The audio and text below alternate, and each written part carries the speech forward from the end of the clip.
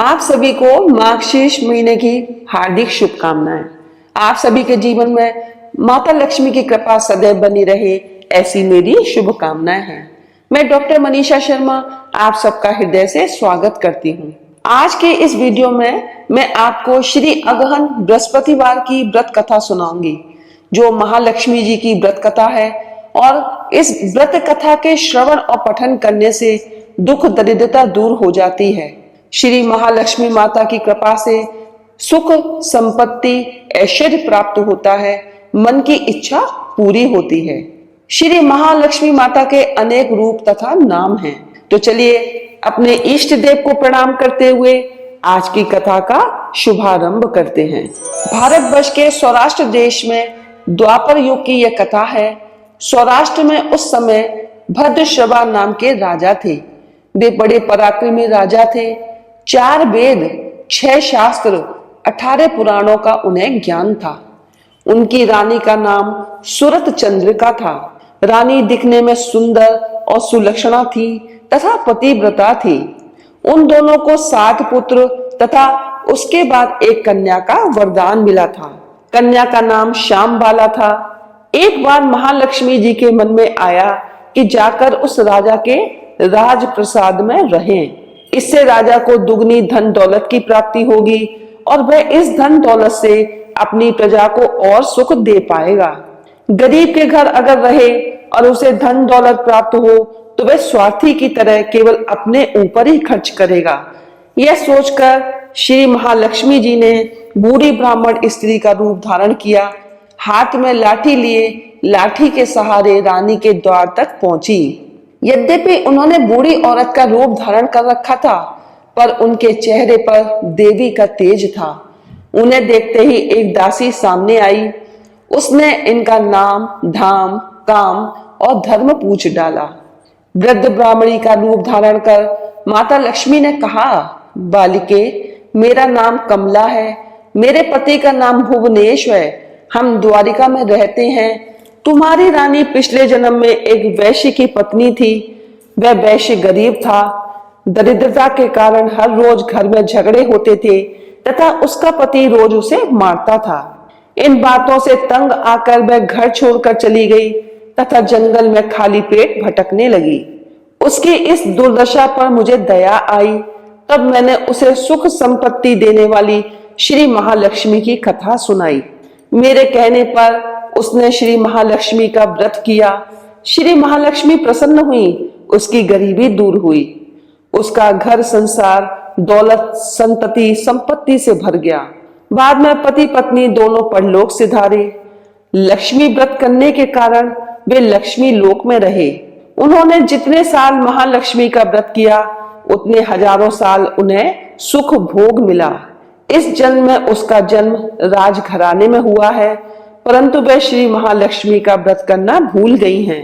उसे ये याद दिलाने मैं यहाँ आई हूँ। बुढ़िया की बातें सुनकर दासी ने उन्हें प्रणाम किया तथा श्री महालक्ष्मी का व्रत किस तरह किया जाए इस बारे में पूछा। बुढ़िया रूप धारण किए हुए श्री महालक्ष्मी माता ने दासी को पूजा की विधि तथा महिमा बताई। इसके बाद वह दासी माता को प्रणाम कर रानी को बताने अंदर चली गई। राज वैभव में रहते हुए रानी को अपने ऐश्वर्य का बहुत घमंड हुआ था।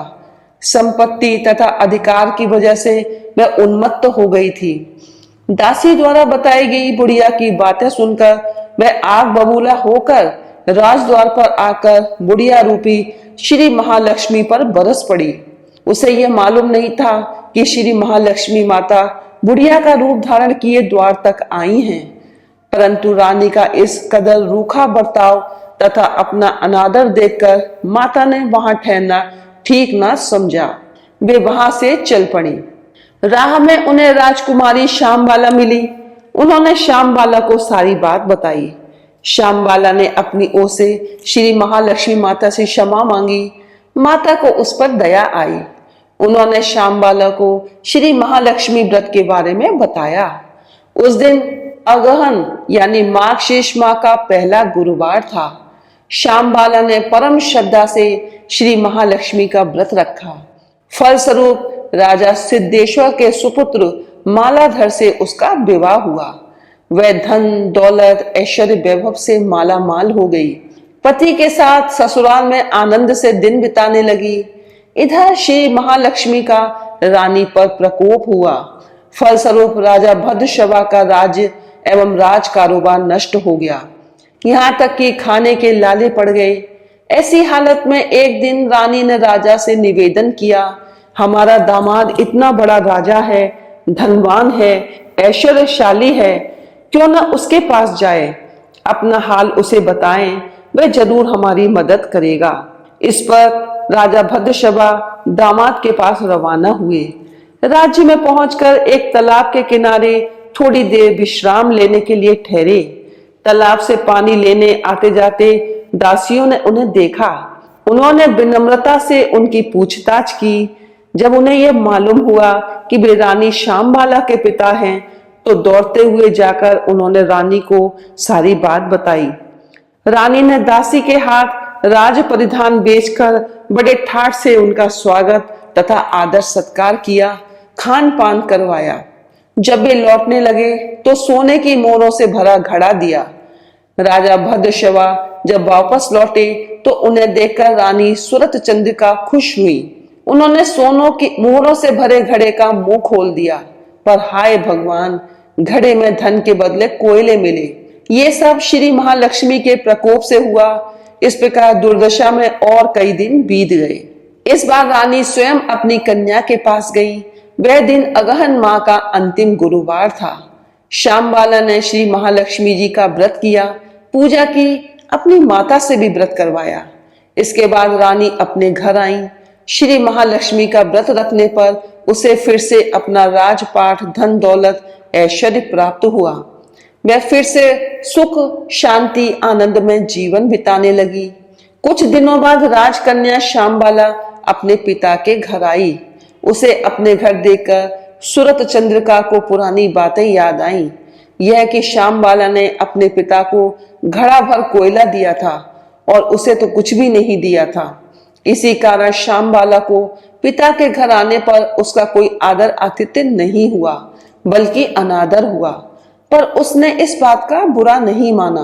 अपने घर लौटते समय उसने पिता के घर से थोड़ा नमक ले लिया। अपने घर लौटने पर उसके पति ने पूछा, अपने मायके से क्या लाई हो? इस पर उसने जवाब दिया, वहां का सार लाई हूं। पति ने पूछा, इसका क्या मतलब हुआ? श्यामबाला ने कहा, थोड़ा धीरज रखें, सब मालूम हो जाएगा। उस दिन श्यामबाला ने सारा भोजन नमक डाले बिना बनाया और परोसा। पति ने खाना चखा। सारा खाना नमक बिना था, इसलिए स्वाद नहीं आया। फिर श्यामबाला ने अपनी थाली में नमक डाला। इससे सारा भोजन स्वादिष्ट लगने लगा। तब श्यामबाला ने पति से कहा, यही है मायके से लाया हुआ सार। पति को उसकी बात सही लगी। फिर वे दोनों हंसी मजाक करते हुए भोजन करने लगे।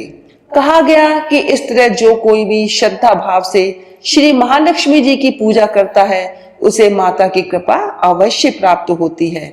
सुख, संपत्ति, शांति प्राप्त होती है। सभी मनोकामनाएं पूर्ण होती हैं। परंतु यह सब प्राप्त होने पर माता की पूजा को भूलना नहीं चाहिए। हर गुरुवार को व्रत पाठ अवश्य करना चाहिए। इस तरह श्री महालक्ष्मी जी की महिमा भक्तों की मनोकामना को पूरी करती है। इस प्रकार श्री अगहन बृहस्पतिवार व्रत कथा या श्री महालक्ष्मी जी की गुरुवार की कथा संपूर्ण होती है।